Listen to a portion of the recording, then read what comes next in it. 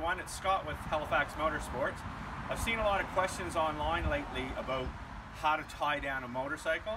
So I had to go pick one up today for our service shop, so I figured I'd take the time and show you through kind of the best practices.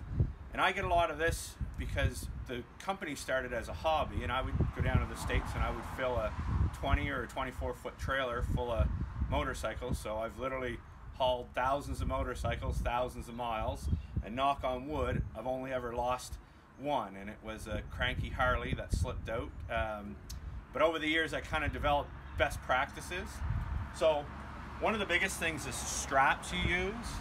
What I like to use is something that's a ratchet strap. You can get, I don't have any there. You can get the pull straps that just have like a cam buckle. I find those are good when they're new, but when the strap gets greasy and if a lot of tension is on it, that cam buckle, I've had it pull through before.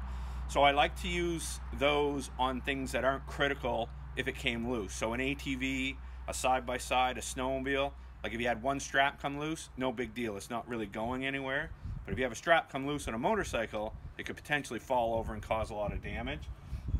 So I do have, for our shop trailer, I have a wheel chock. This is just for my convenience, that when I'm loading a bike by myself, I can roll it in the wheel chock. It's gonna hold it up straight and give me time to tie it down. But you don't need this. I've tied bikes down on a flat trailer floor with the tire on nothing. You basically just have to change the way you do things a little bit. So in this case, you always want to try to get your straps as low as possible on the motorcycle because it causes a larger V, and the bigger the V, the more stable the bike is going to be. So my go-to, that if I can get to it, I like to go to the lower triple clamp. Even on a faired bike, you can usually get there. You just may have to bring these straps in some so it's not pulling out on your fairings. It's important when you put the strap, and I always like to use a soft strap. So, and when you feed the strap around, it's important to make sure that you're not going over top of any brake lines, cables, or your electrical. So make sure you're always on the solid metal. I like these type of straps with the clip, because when you clip it in, if this were to loosen up for any reason, that clip's not going there anywhere. And I like the ratchet straps for a motorcycle because it's a solid connection. These unlikely loosen up like the pull through, and again then clips on both ends. Those are my go-to. This is another style that I actually got. I probably got 100 of these from a dealer I used to deal with in the States. They come on the new bikes that they send the crates over from Japan.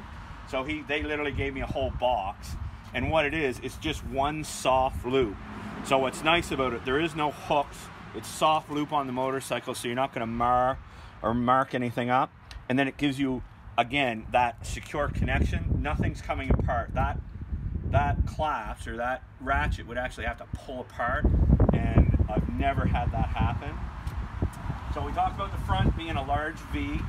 If you don't have the wheel chock, you can't come this far forward. What you want to try to do is come directly out from where it's going to be pulling on the bars. That way it'll keep it nice and stable. And then the trick is, without the wheel chock, is that you have to come back on a hard angle, because that's where you're going to get that's how you're going to stop the bike from going forward and back. I want to come around here. A lot of guys will say they'll tow it on the kickstand. I've never done that. One, because you have that one hard kickstand trying to absorb any bumps, and some motorcycles, they actually attach the kickstand to part of the softer engine metal and can punch through. There's certain brands that do that, but I always like to put the bike straight up and down and tie it at that large triangle, and I found you get the bike is the solidest, and like I said, I've never lost one. So any questions about tying motorcycle downs, feel free to message me. And we do pickup around the city, so if you have a bike with no truck or no trailer and you need some service, we will come get it. So thanks for watching. We'll talk to you again.